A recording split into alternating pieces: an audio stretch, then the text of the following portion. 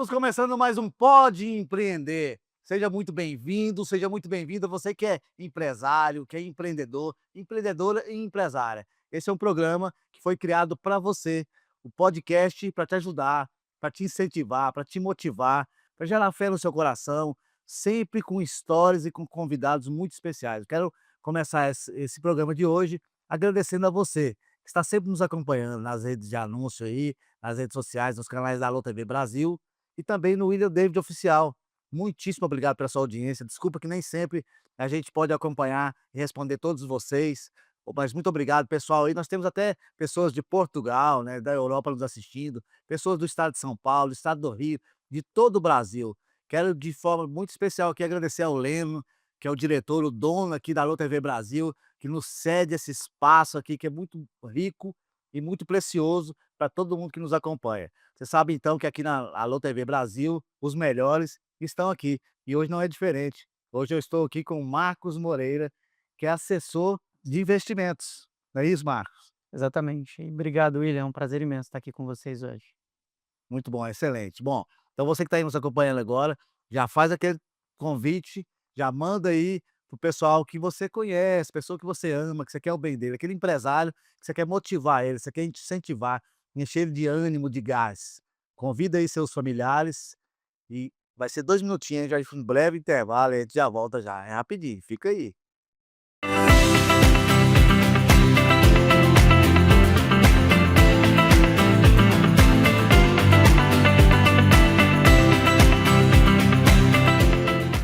Tá transformado, Goiás no seu melhor, está bem cuidado. O governo que mudou a história de Goiás investiu 28 bilhões de reais e levou a saúde mais perto das pessoas. Foram 8 novos hospitais, 6 policlínicas e mais 3 serão inauguradas até 2026. Ampliação de leitos de UTI e atendimentos especializados. Goiás entregou o Cora, o maior e mais moderno hospital público de combate ao câncer infantil. E a mudança que transformou Goiás em estado número 1 do Brasil vai continuar. Governo de Goiás, o estado que dá certo. Goiás no seu melhor estado. O número 1 do Brasil. O estado mais seguro do Brasil está ainda mais seguro. IA contra o crime. Mais uma inovação do governo de Goiás na segurança. Uma tecnologia que utiliza a inteligência artificial para combater a bandidagem com mais agilidade. A polícia recebe a denúncia, registra no sistema dados de localização do delito, características mínimas do bandido ou do veículo usado por ele. Isso basta.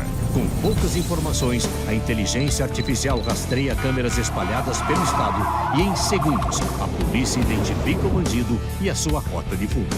Com poucos meses de funcionamento, Goiás aumentou em 55% a captura de bandidos. Se em Goiás a vida de bandido não era fácil, agora complicou mais ainda.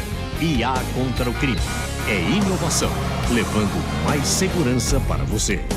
Governo de Goiás, o estado que dá certo e é o mais seguro do Brasil.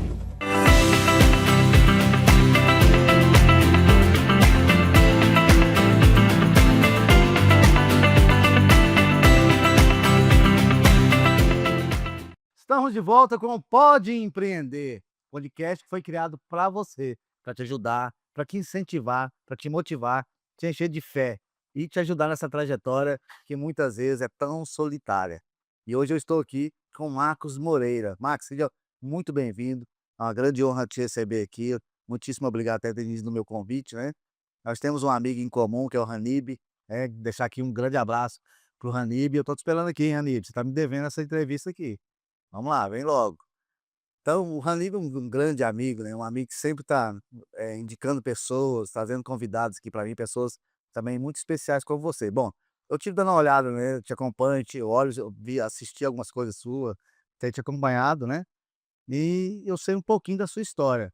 Mas como que tudo começou? Hoje você já está há quantos anos nessa área, mas como que foi o início de tudo isso? Como é que começou? Bom, William, minha história começou no interior do Mato Grosso. Meu pai foi produtor rural na região, nós moramos lá durante muitos anos. Só que Le quando eu tive meus 13, 14 anos, né, comecei a pensar ali o que que eu queria fazer da minha vida, né, do meu futuro. Não queria continuar no agronegócio com meu pai na época Aham. e acabei vindo para Goiânia. Então vim para Goiânia para poder estudar, terminei o ensino médio aqui e uma decisão que eu sempre tive foi que eu queria trabalhar no mercado financeiro, né. Só que naquela época, isso em 2014, 2013, o mercado financeiro era muito indicação, né, você precisava ter alguém para poder Sim. te indicar, para você começar a trabalhar em um banco, e na ocasião eu trabalhava na Hermão Soares, eu era vendedor de Olha materiais de só. construção, e comecei a procurar oportunidades, né, inclusive, isso faz muito é bem o meu perfil como pessoa, como profissional, acredito que nós precisamos estar preparados que as oportunidades elas virão, né. Sim. E naquele momento eu comecei a estudar, comecei a me organizar, comecei a ter mais curiosidade, né, com relação ao mercado financeiro. A grande porta de entrada para o mercado financeiro, naquela época, sempre era os bancos, né, não tinha muito o que Sim. fazer, Sim. principalmente quando você não está no eixo Rio-São Paulo, né, que é onde geralmente as coisas, acontecem, é onde os maiores bancos, as maiores instituições financeiras do Brasil estão. Sim. E naquele momento eu comecei a procurar contatos, pessoas que pudessem, né, me ajudar a ter essa oportunidade de começar a trabalhar em banco, e foi no momento que eu comecei, por exemplo, a distribuir currículos em agências bancárias, né. Então eu lembro que eu pegava uma senha para poder falar com o gerente, como se quisesse abrir uma conta, e eu sacava o meu currículo e colocava na mesa para Que ele, legal. e buscava uma oportunidade, né. Então, teve pessoas que marcaram a minha história, e naquele momento eu comecei já a me preparar tirando algumas certificações, né. Certificação, no final das contas, é a maneira de você mensurar capital intelectual no mercado financeiro, né. Hã. Então eu tirei algumas certificações de entrada, ainda quando eu era vendedor de materiais de construção, e fui procurando oportunidades. Até que inclusive conheci um gerente na época que hoje ele é meu sócio no escritório, nos tornamos sócios aí 10 anos depois, que foi um homem de Deus, que Deus colocou na minha vida. E engraçado, William, que eu liguei para ele, primeira vez que eu falei com ele para pedir uma vaga de trabalho, para pedir uma oportunidade, e o nome dele é Marcos também, e ele atendeu o telefone já me chamando de xará, como se ele me conhecesse há muito tempo, Hã. né. E isso na época no Banco Santander. No Santander. No Santander, então, tive uma entrevista com ele na ocasião, só que eu não estava fazendo faculdade ainda. Ele falou assim: "Cara, você tem que fazer faculdade, eu tenho até uma vaga aqui para você, mas você tem que estar fazendo faculdade". E aquilo foi um momento muito marcante da minha trajetória, William, porque eu sempre fui um cara de fé, né, eu acredi a fé e Deus que me sustentou até aqui, né, Amém. e que me fez viver, algo que eu jamais poderia imaginar, né. Eu sempre falo que os sonhos de Deus, eles são muito maiores do que os nossos, né. E aí na época eu tinha feito um compromisso de fazer alguns cursos na igreja que eu estava. Eu tinha acabado de terminar o ensino médio, e não dava para mim começar a fazer faculdade, Sim. né. Então continuei fazendo os cursos da igreja, no ano seguinte, isso em 2015, comecei a fazer uma faculdade de contabilidade, e em 2016, do nada, o Marcos, esse gerente, me ligou e falou assim: "Ó, Xará, acabei de sair da mesa aqui do meu superintendente, ele quer te conhecer". E aí fiz uma série de processos no Banco Santander, como eu falei, pessoas extraordinárias cruzaram o meu caminho desde Certamente. então. E aí eu entrei, comecei minha jornada no Santander, entrei direto como gerente, pessoa física na época. Uau. E no meu primeiro dia na agência do Santander, ali do setor aeroporto, eu lembro que eu sentei na minha mesa, olhei para os lados e falei assim: "Gente, eu só sei vender cimento e tijolo. Agora eu preciso abrir conta, agora eu preciso cuidar de uma carteira muito robusta do banco". Ou seja, tudo que eu tinha feito que me levou até ali, eu precisava agora reconstruir novamente e pensar o que que eu poderia construir ao longo dos próximos anos, né. Sim. E aí eu comecei uma trajetória que eu fui muito feliz no Banco Santander, fiquei lá até 2018, vivi um momento extraordinário, ganhei uma série de Que premiações como um maravilha. dos melhores gerentes do Centro-Oeste, e aí eu tive um convite do Itaú Personalité, e eu fui fazer gestão de uma das carteiras do Itaú aqui em Goiânia. Fiquei no Itaú até 2020, né, 2020 eu tive um convite para ser sócio de um escritório de investimentos, e eu acabei indo para esse escritório, no começo de 2024, eu passei talvez pelo momento mais importante da minha trajetória, aonde de fato eu tomei uma decisão para começar a empreender, né. E aí foi onde eu fundei um novo escritório de investimentos, e nós já estamos agora com 1 ano e meio de escritório, e uma longa história também, muitas conquistas ao longo desse período, e tem muita coisa que a gente pode falar aí ao longo dessa minha trajetória como empreendedor de fato, no último aí 1 ano e meio. Excelente, vamos falar sim, vamos, tenho certeza disso. Bom, você então a agência que você trabalhava era ali na Praça do Avião? É, eu comecei no Santander ali, Ali na Praça do fiquei 1 ano lá. ah, Aquela agência já até fechou inclusive, certo, a né. maioria, né, hoje. É, os bancos fecharam, a grande maioria das agências, e depois eu fui promovido para ser gerente Van Gogh no Santander da Praça do Rati da Praça do Chafariz, ali Já na faz P63 com ah, a sim, 85. sim. E aí eu fiquei lá quase 1 ano e de lá eu fui para o Personalité da T63. Ah, legal. E depois você 2020 que você foi para o Itaú? 2000 não, na verdade eu fui para o Itaú Personalité em 2018, né. 2018. Isso, e aí eu saí em 2020, e 2020 eu fui para um escritório de investimentos da XP, Ah, que legal. e foi onde eu fiquei lá até comecinho de 2024. Ah, que legal. E você trabalhou em 2 bancos com bastante, né, relevância, né, Sim, Santander, 2 dos maiores do 2 Brasil. maiores, né. Inclusive hoje o Itaú hoje, se eu não me engano, é a maior uma das maiores empresas do Brasil, né. Sim, o Itaú, além de ser o maior banco, né, da Ah, América sim. Latina, tá sempre figurando ali no top 3, né, de Ah, empresas sim. mais valiosas. É a única marca que está entre as 100 mais valiosas hoje no mundo, também marca brasileira.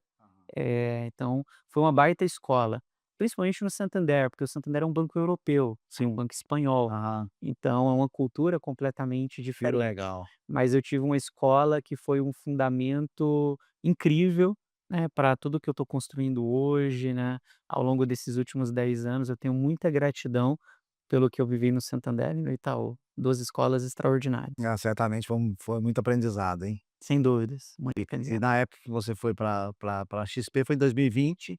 Foi 2020, e eu falo que na verdade, o mercado financeiro, William, passou talvez por uma das maiores transformações ali entre 2018 e 2020, um pouco antes da pandemia, né, Ah, porque no final das contas, naquela época, a gente via basicamente os principais bancos predominando, né, na indústria financeira, e nós começamos a ver algumas grandes instituições surgindo, como por exemplo a XP, logo em seguida você viu o BTG também impulsionando bastante, né, toda a vertical sim. de investimentos.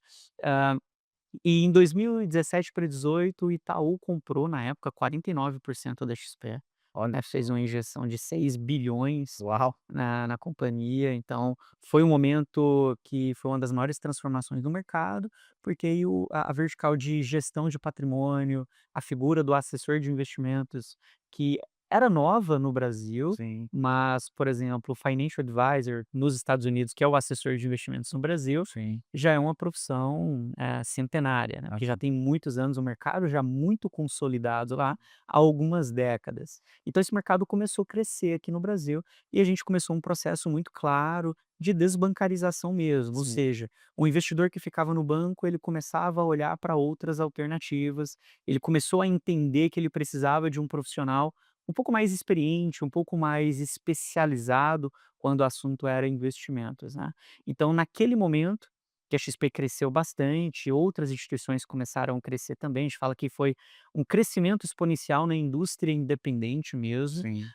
e nós vimos muitos profissionais e investidores saindo dos bancos, né, e indo para essas plataformas independentes, que foi o movimento que eu fiz na minha carreira em 2020. Que legal, porque na verdade você pivotou na verdade aí, né, você tudo aí na Já carreira, né, foi uma e sempre toda decisão importante que eu precisei tomar, William, ao longo dos anos, antecedeu um momento muito bom da minha carreira, sim. o que poderia talvez fazer essa decisão ficar um pouco mais difícil, né, Aham. porque quando eu saí do Santander para ir para o Personnalité, eu estava muito bem no banco, estava muito feliz, muito grato. Então imagina, eu precisava pedir demissão de uma instituição que eu sonhei fazer parte, Uhum. e que eu estava num momento muito bom. Sim. E quando eu saí do Itaú Personnalité foi da mesma forma, né, o Itaú é um banco sensacional, um banco incrível. E eu pedi demissão do Itaú num momento que eu estava também muito bem no banco. né. Então foi uma outra decisão difícil. Uma parte da minha família, na verdade, demorou a entender, né, que eu estava fazendo, né. Porque imagina, tá no maior banco da América Latina e agora pede demissão Aham. para ir para um negócio que ainda era novo, principalmente na nossa região, né. Sim. Quando você ia para Rio, São Paulo já era bem mais difundido, aqui no Brasil era muita novidade, aqui no centro-oeste era muita novidade. Aham. Então foi uma decisão muito importante que eu precisei tomar naquele momento também. Imagino. Faço ideia, porque na verdade esse crescimento exponencial que você está falando dentro do mercado financeiro, as pessoas saíram das instituições de financeiro, banco, né, e começaram a ver outras possibilidades, outras alternativas, né. Exatamente. Que aí foi quando a XP também teve, né, todo esse crescimento que você está falando, né, além do mercado, a XP. Mas isso foi na pandemia? Foi na pandemia, né, Ah. foi inclusive deixou como se deixou essa decisão ainda mais difícil, né, Aham. porque, assim, eu particularmente, eu gosto muito do Paulo Guedes, que é o anterior ministro da Economia, Sim. e eu nunca esqueço que na pandemia ele falou assim: "Ó, nós acabamos de ser atingidos por um meteoro chamado Covid-19". E foi uma realidade, Foi, né, foi. era tudo muito novo, foi uma crise humanitária sem precedentes, a gente não sabia até onde era o fundo do poço. Hã. Imagina, muitos empreendedores, eh, abriram o estabelecimento num dia e no outro dia não poderiam mais abrir, Exatamente, né. é. Então começou-se um processo de demissão em massa, muitas incertezas, Uhum. né, do ponto de vista de negócio, Uhum. né, e também do ponto de vista humanitário, né. Sim. Porque você tinha uma escolha que era: "Eu vou para a rua trabalhar, porque eu preciso colocar alimento na mesa para minha família", mas tem todo o risco humanitário, né, e algo que a gente, não sabia até aonde poderia ir, né. Sim. Então, no final das contas, deixou essa decisão ainda mais difícil, mas eu sempre busquei me mover guiado por uma direção de Deus, tá.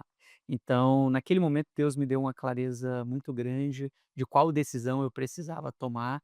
Então, apesar que no olho do furacão, né, que estava muito difícil, mas eu tive uma convicção muito clara no meu coração, e foi isso que fundamentou a minha decisão na época de sair do Itaú. Maravilha, Marcos.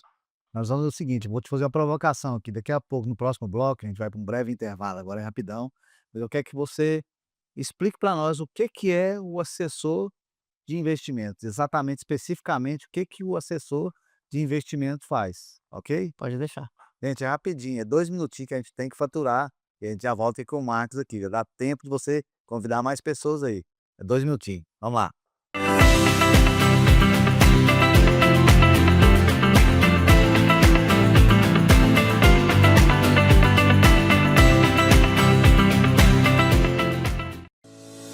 Seja muito bem-vindo à Vitalux, uma clínica pensada para oferecer saúde, bem-estar e autoestima em cada detalhe. Aqui você encontra atendimento especializado em dermatologia facial, corporal e capilar, além da nutrologia, cirurgia plástica, ginecologia e estética avançada. Vitalux, excelência e cuidado completo para você. Meu nome é Lana Bezerra e vai ser um grande prazer atendê-los. Tá transformado.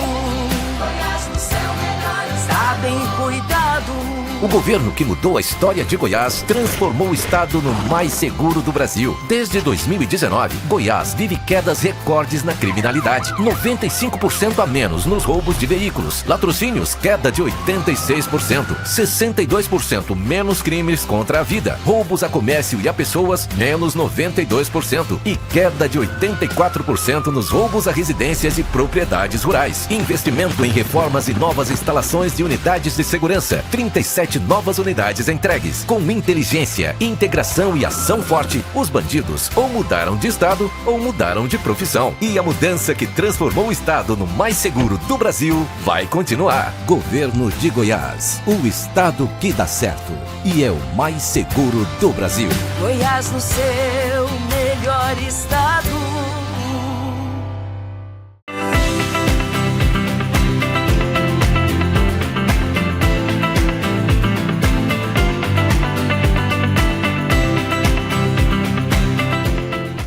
Estamos de volta com o Pode Empreender. E hoje eu estou aqui com o Marcos Moreira. Marcos, eu fiz uma pergunta no bloco anterior exatamente sobre qual que é o papel, qual que é a função, se você puder explicar de forma bem clara, né, para os leigos, inclusive para mim também, o que que é o papel, qual que é a função que a importância, na verdade, do assessor, financeiro, do assessor a sua função.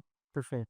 Bom, William, na verdade eu falo que o assessor de investimentos, ele é um médico das finanças, né.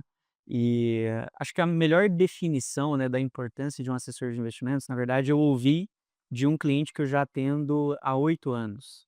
Ele é um dos principais empresários, empreendedores aqui do nosso estado, e uma certa reunião que nós estávamos juntos, ele falou assim: "Marcos, se todo mundo soubesse a importância de ter um bom médico, um bom advogado, um bom contador e um bom assessor de investimentos, 90% dos seus problemas estariam resolvidos, né. Então, no final das contas, o nosso papel aqui é proteger e perpetuar patrimônios das famílias que nós atendemos, né. Legal. Então, o empreendedor, ao longo do tempo, ele vai construindo patrimônio, ele vai construindo riquezas, né. Inclusive, isso é algo que eu defendo bastante. Eu falo algo um pouco, controverso, assim, do ponto de vista já fui criticado por colegas de profissão. Eu falo: "Ó, investimentos não deixa ninguém rico. Aham. O que constrói riqueza se chama trabalho". Então, quando você empreende, quando você de fato toma risco, e empreender no Brasil é uma missão muito difícil, né. O próprio Paulo Guedes fala que empreender no Brasil é você correr uma maratona com um piano nas costas e uma bola de ferro amarrada no seu calcanhar, né. Sim. Então, de fato, é um grande desafio. Então, o empreendedor, ele vai construindo patrimônio ao longo do tempo e a nossa função aqui é te ajudar a proteger esse patrimônio, né, fazendo um planejamento fiscal, ou seja, desenvolvendo estratégias aonde você vai pagar a menor quantidade possível de imposto, né, e nós somos um país que tem uma das maiores cargas tributárias do planeta, né, hoje nós pagamos quase um terço do nosso PIB em impostos, né. Então estratégias fiscais é algo extremamente importante dentro do nosso planejamento, Que legal. e a gente faz também um planejamento muito claro para proteger o patrimônio, dos investidores, do que o David Swessen, que foi um grande gestor do fundo de endowments da Universidade de Yale, sempre defendeu. Ele chamou a inflação do principal mecanismo de destruição de riquezas que existe. Então eu falo diariamente que a gente está te protegendo do principal mecanismo de destruição de riquezas que existe, chamado inflação, que é um fantasma que vai corroendo, né, o poder de compra do seu patrimônio ao longo do tempo. É uma maneira muito simples, por exemplo, de você tentar mensurar como está sendo a inflação real do nosso dia a dia. Compara o que que você compra hoje com R$ 1.000 em um supermercado e o que que você comprava 5, 10 anos Sim, atrás. muito É. diferente. Qual o preço de um carro popular hoje e quanto você pagava um carro popular 5, 10 anos atrás, né. Então, o seu R$ 100 ele continua lá, só que hoje ele compra muito menos do que comprava-se alguns anos Ou atrás. seja, ele vale menos. Vale muito menos. Então o assessor ele tem também uma função muito importante em como que nós vamos proteger o seu patrimônio da inflação ao longo do tempo, né. Então, nós fazemos toda essa gestão patrimonial, planejamento financeiro também, que é um escopo extremamente importante Sim. para você entender aonde você está, né, e desenvolver estratégias consistentes para onde você quer chegar no futuro, né.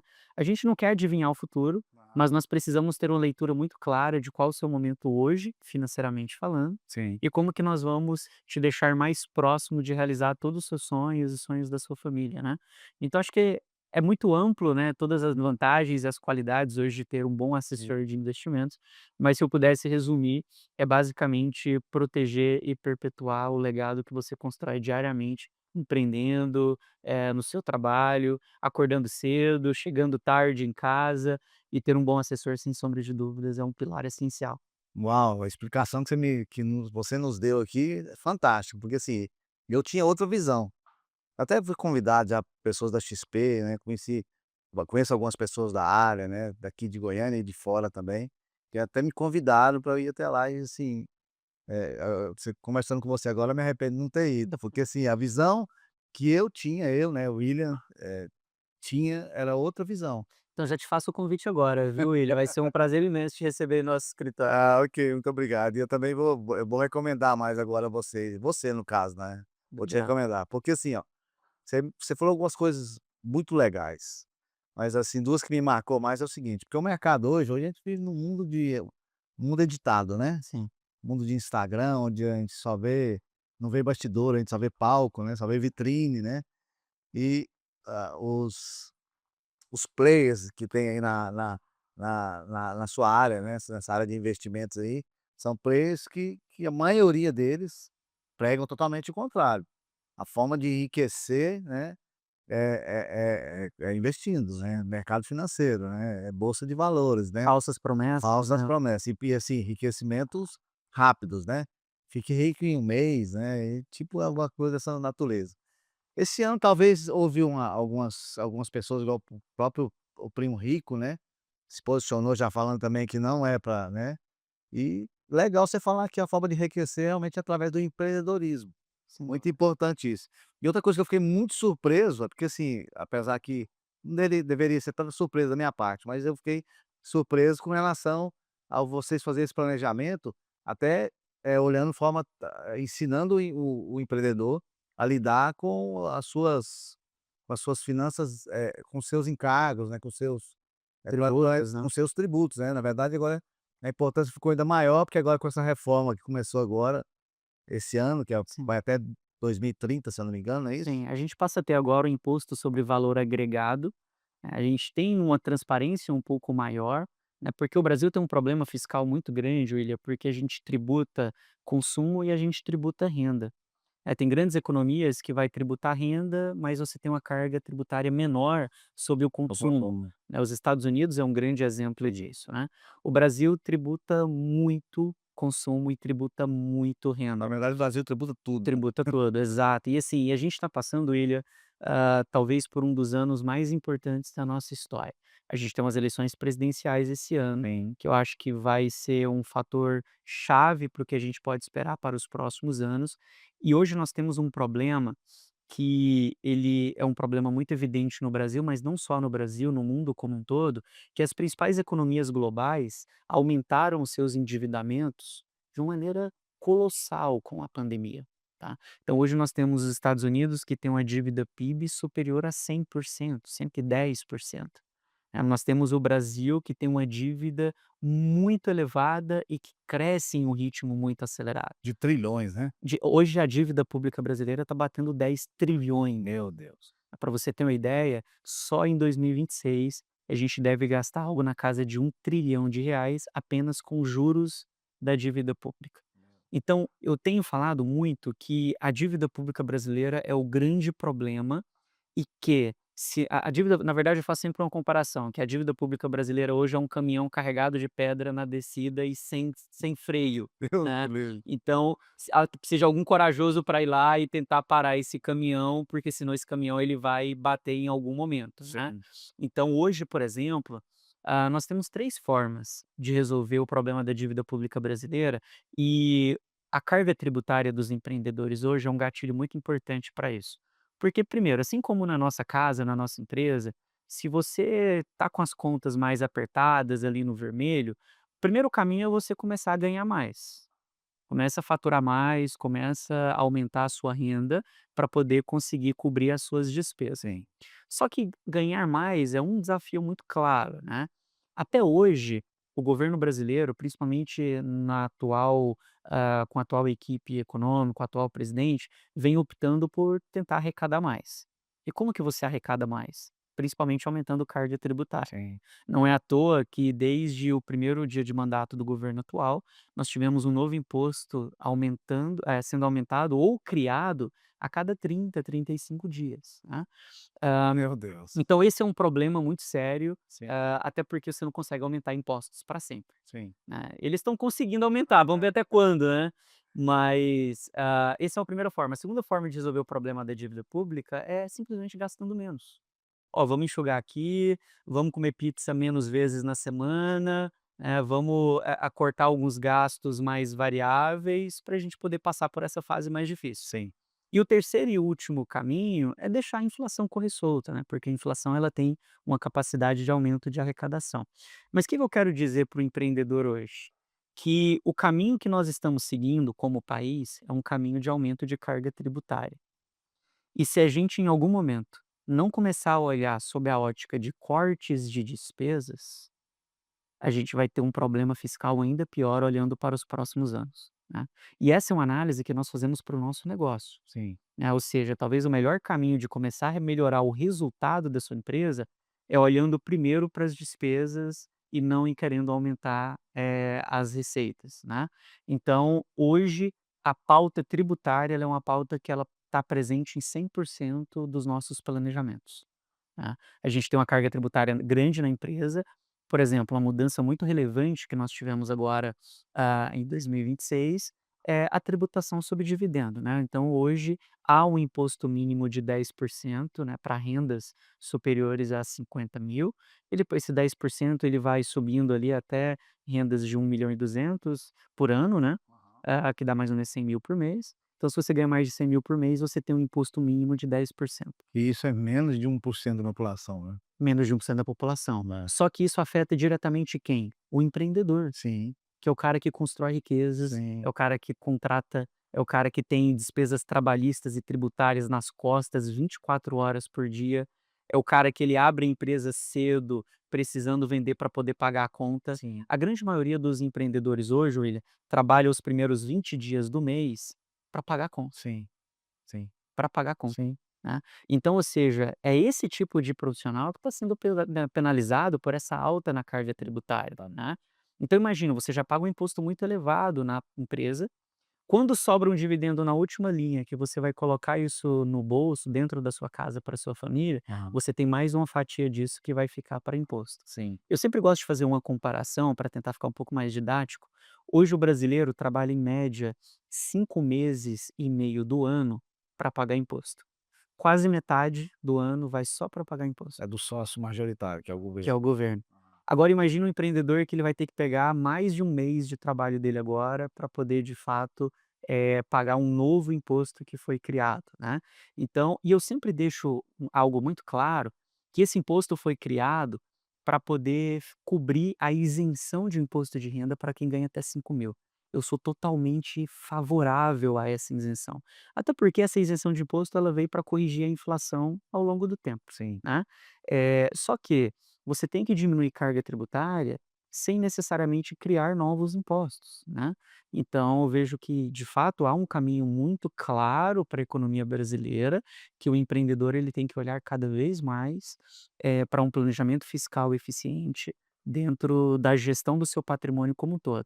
Então esse é um escopo de trabalho muito importante de um assessor de investimentos hoje. Excelente. Agora a nossa conversa agora começou a tomar um rumo ainda, uma direção muito melhor ainda, e eu creio que no próximo bloco agora eu ainda vou te fazer mais provocações ainda. Tô gostando, tá excelente. É, Vou fazer um breve intervalo agora. Gente, é 2 minutinhos, a gente tem que capitalizar também, né, já que falando de mercado financeiro, é 2 minutos, é rapidinho, mas fica aí. Você viu que o negócio já começou a pegar fogo e vai melhorar ainda mais. É 2 minutos, e a gente já volta já.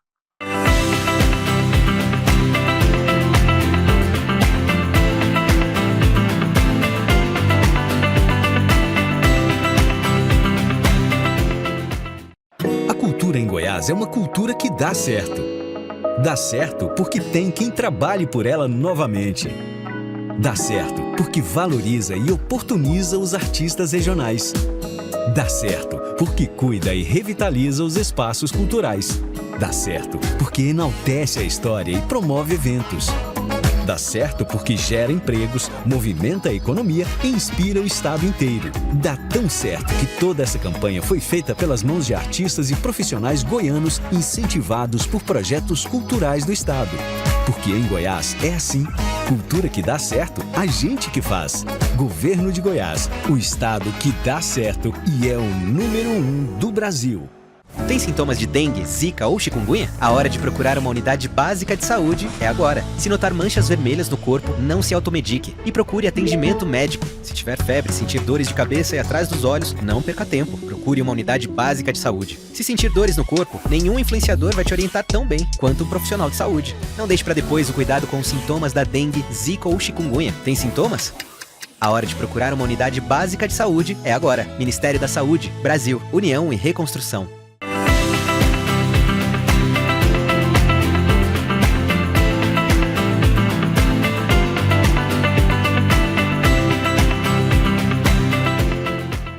Estamos de volta com o Pode Empreender e hoje eu estou aqui com o Marcos Moreira, que é assessor de investimentos. Marcos, você estava falando agora há pouco sobre esse cenário do Brasil, sobre reforma tributária e tudo mais. Você me falou que tem 3 opções, que são opções para a gente lidar, por exemplo, com essa crise, com essa taxa Selic da alto, né, o tamanho que a gente está, enfim, com esse cenário atual do Brasil hoje, principalmente com a reforma tributária, né. Mas aí você me falou que a opção melhor, você deu a opção primeira, que é a opção de faturar mais, né, o empreendedor faturar mais, para gerar mais receita, né. E você me deu a segunda opção, você disse que é a melhor delas, que é a opção de, nesse cenário de onde o empreendedor, pelo menos 5 meses e meio ali, ele está pagando o imposto, pagando o governo, ou seja, o sócio majoritário ali está sendo pago, depois que ele começa a ter um fôlegozinho. Mas agora, com mais impostos sendo implantados, vai ficar ainda mais desafiador isso aí para o empresário. Só que a gente sabe também que um grande desafio do empreendedor hoje é exatamente contratação. Antigamente a gente tinha uma dificuldade de conseguir pessoas qualificadas. Hoje os empresários estão com dificuldade de encontrar pessoas mesmo não qualificadas. É um grande Sim. grande desafio das empresas hoje. As pessoas, segundo os empresários, a maioria, as pessoas não querem trabalhar, né. E, enfim, então a sua área não é gestão, mas como que fica quando você me deu a opção de que a melhor forma no momento é, né, gastar menos, né, ir para a parte de cortes. E se os empreendedores como que os empreendedores vão mandar as pessoas embora? Como que fica esse cenário aí, nessa Excelente pergunta, William. Na verdade, a melhor combinação de todas é quando você aumenta suas receitas e diminui as suas despesas ao mesmo tempo, né? sim, É claro que quando nós olhamos para despesas, é o caminho do curto prazo, né? O caminho onde você pode fazer algum ajuste, principalmente nas suas despesas variáveis, né? Você faz ali alguns ajustes e consegue trazer um alívio para o seu caixa sim, no curto prazo. sim, Só que o empreendedor, quando ele vai cortar despesas, ele olha ali para toda a sua DRE, olha para todo o custo operacional da sua empresa e, na grande maioria das vezes, a linha onde tem o maior custo é pessoas, sim, tá? Por exemplo, a indústria de serviços, a nossa indústria no mercado financeiro, eu tenho falado que o mercado financeiro é uma indústria de capital intelectual, aonde produto, por exemplo, virou commodity. Você vai nos bancões, você vai na XP, no BTG, que são as 2 maiores corretoras hoje do Brasil e da América Latina, os produtos não mudam muito. Então qual que é a diferença? É o capital intelectual, né, o capital humano que está por trás ali das estratégias. E dentro das principais empresas, na grande maioria das vezes, o capital humano é o principal custo. sim, Então o empreendedor ele acaba indo cortando, custos com pessoas. sim, Esse é um caminho sim, só que há um desafio muito claro hoje para a contratação, né. sim. Eu posso te dizer que a cada 10 famílias de empreendedores que nós atendemos, os 10 gostariam de contratar e hoje não tem pessoas, né. Talvez essa aqui é uma discussão que ela poderia se estender bastante, Certamente. né, porque nós somos um país que hoje nós temos metade da população ativa no Brasil no assistencialismo, Sim, né. Então o assistencialismo, a gente não discute, por exemplo, programas de redistribuição de renda, eles são extremamente importantes. sim. Mas quando você pega metade a força de trabalho ativa de um país e coloca dentro de bolsa alguma coisa, Aham. você acaba tirando pessoas do mercado de trabalho, ao invés de incentivá-las, né, a buscar mais qualificação, a ganhar, por exemplo, produtividade, porque produtividade é a principal variável que vai fazer o nosso país e qualquer empresa crescer ao longo do tempo. Sim, Nós precisamos produzir mais com menor custo, sim. né. Então, sem sombra de dúvidas, olhar para custo é um desafio enorme.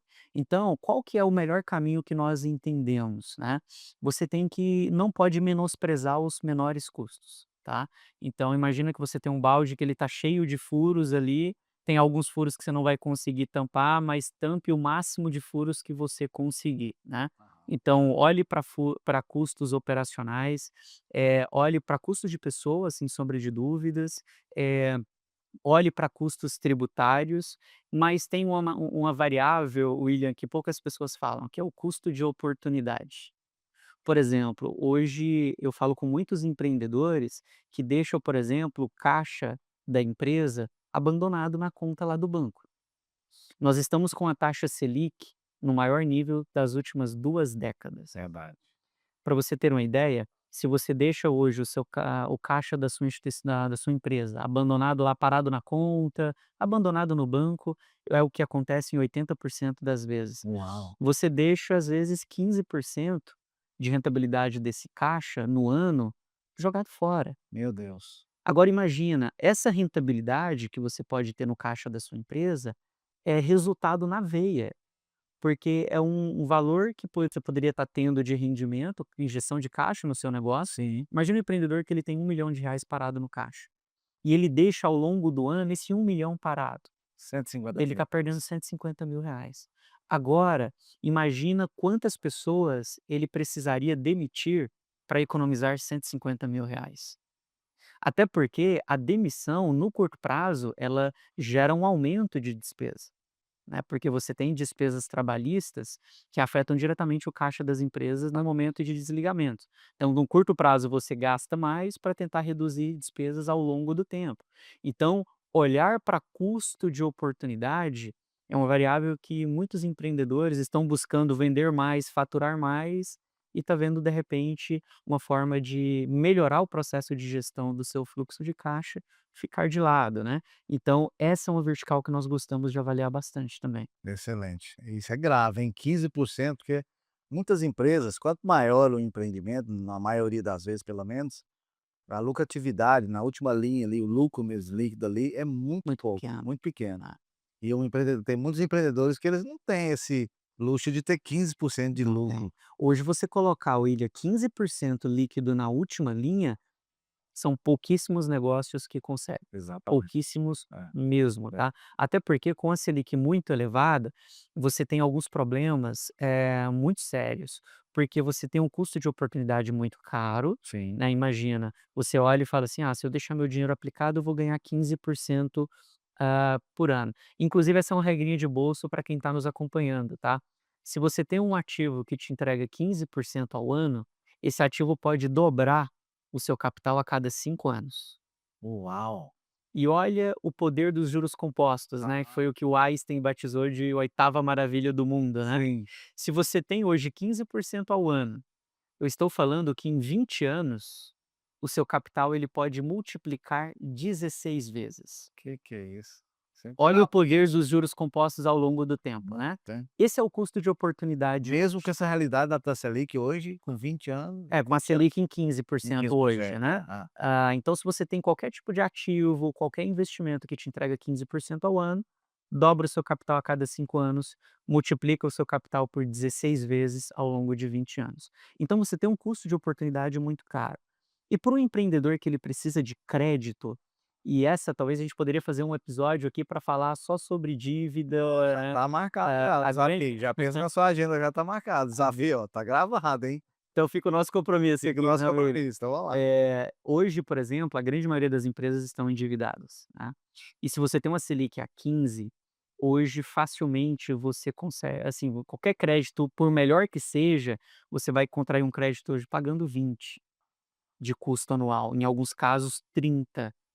Já vi muitos casos acima de 30. Sim, Qual que é o negócio que consegue sobreviver ao longo do tempo com a despesa financeira de 20, 30%? a conta não fecha. Essa é a realidade, Hum. né, hoje. Então, assim, o empreendedor de fato, ele não pode deixar dinheiro na mesa hoje, Sim. né, ele tem que contar moedas mesmo, né, diminuir custo, melhorar a eficiência operacional, fazer um planejamento fiscal eficiente, olhar para custo de oportunidade, como eu disse, você deixa o seu caixa lá abandonado, às vezes o patrimônio da pessoa física. Por exemplo, um grande erro dos empreendedores é misturar patrimônio da pessoa física com a pessoa Bastante jurídica. regra, né, que o pessoal Infelizmente, né. é, Então, ou seja, você segregar o que é da pessoa física com o que é da pessoa jurídica, é um caminho extremamente importante, né. é, Então olhar para custo de oportunidade, eu não me canso de sempre reforçar isso com as famílias, com as empresas que nós atendemos, é uma forma muito inteligente de melhorar resultado no final do dia. excelente. Você falando sobre isso, assim, vem borbulhando um monte de coisa na minha cabeça que vem aqui, mas é interessante que o empreendedor muitas vezes ele pensa que se está tendo, resultado, assim, não na última linha, mas resultado de lucratividade, ele está aumentando a lucratividade, ele acredita que ele está prosperando e está crescendo e está avançando. mas nem sempre, né? Receita e lucro são duas coisas Exatamente. completamente diferentes, né? Exatamente, é. A receita é a primeira linha da sua DRE e o lucro é a última, né? Existe um abismo aqui no meio, né? Sim. Inclusive fala um pouquinho de DRE aí, que é muito importante, mas eu tenho, assim, não posso falar que eu tenho certeza, mas a maioria dos empreendedores, porque aqui a gente tem empreendedores, né, A, B e C, pessoas que têm grandes empresas, mas também pessoas que têm a sua microempresa ou seu próprio MEI, né. Perfeito. Então, assim, você pode falar um pouquinho sobre Sem DRE, a dúvidas. importância do DRE, por exemplo, ou DRE, não sei se para o empresário. A DRE, na verdade, é a demonstração de resultado do exercício, né, e no final das contas é onde você consegue ter um panorama do que você tem de receita, para onde estão indo as suas despesas e o que sobra na última linha, né. Eu diria que o empreendedor, ele precisa ter essa percepção, porque, por exemplo, eu vi isso uma vez de um investidor, ele falou: "Marcos, tem muito negócio que é muita espuma e pouco chope", entendeu. Então, ou seja, você tem muita receita, mas que tem um resultado muito pequeno Exatamente. no final. Então a DRE ela te dá essa visão. Obviamente não é o único relatório que você deve avaliar, né, a DRE tem que ser sustentada por outros relatórios, como demonstração de fluxo de caixa e outros, para você tomar uma decisão mais assertiva. Porém, o empreendedor ele precisa ter de maneira muito clara, né, o que entra e o que está saindo e para onde está saindo, né, qual que é a matriz de despesa que ele tem dentro do negócio. Então, ter essa percepção, fazer essa análise, sempre vai ser muito importante. Com o cenário que nós temos hoje, né, com muitos empreendedores tendo um desafio muito claro, por exemplo, todo mundo assim, até quem não sabia o que era Selic, com a Selic a 15%, começa a saber o que é a Selic, né. Então, hoje muitas pessoas sabem já o que é, mas muitos não sabem o porquê que a Selic está em 15, né. Nós falamos um pouco de o quão prejudicial é para a economia real, né, quando a Selic está em 15%. Sim. Mas, por exemplo, eu faço uma analogia de que a Selic é como se fosse ali um antibiótico, um medicamento, né, que precisa combater uma infecção. E essa infecção ela chama inflação. Então quando você tem uma inflação mais alta, quando essa infecção está mais alta, você precisa entrar com antibiótico, você precisa entrar com medicamento, né. Sim. Então a gente tem uma inflação que hoje está mais baixa no Brasil, mas que ela foi muito alta, né, nos últimos anos. O Banco Central precisou levar a Selic a 15, ou seja, vamos dar uma dose muito elevada de medicamento para esse Dose paciente. cavalar. Exatamente. E aí quando essa infecção começar a sair, a gente começa a diminuir a dose do medicamento, Sim. que é exatamente o que está acontecendo agora, né. Nós temos uma inflação um pouco mais bem comportada. Aham. O Brasil é um país que se beneficiou bastante, né, de movimentos externos, Uhum. inclusive a gente tem visto, e aí a gente poderia também ter outro episódio para falar de geopolítica, né, falar de Tá comprometendo mesmo. 2 já são 2. para falar de assuntos internacionais que vêm também impactando aqui o Brasil, Sim. mas eu gostaria de citar um exemplo, assim, que marcou Tá. muito também a minha carreira. Ano passado nós vimos, por exemplo, o Donald Trump, né, presidente americano, estabelecendo algumas tarifas no mundo como um todo. Sim. Inclusive o dia 2 de abril foi conhecido como Liberation Day.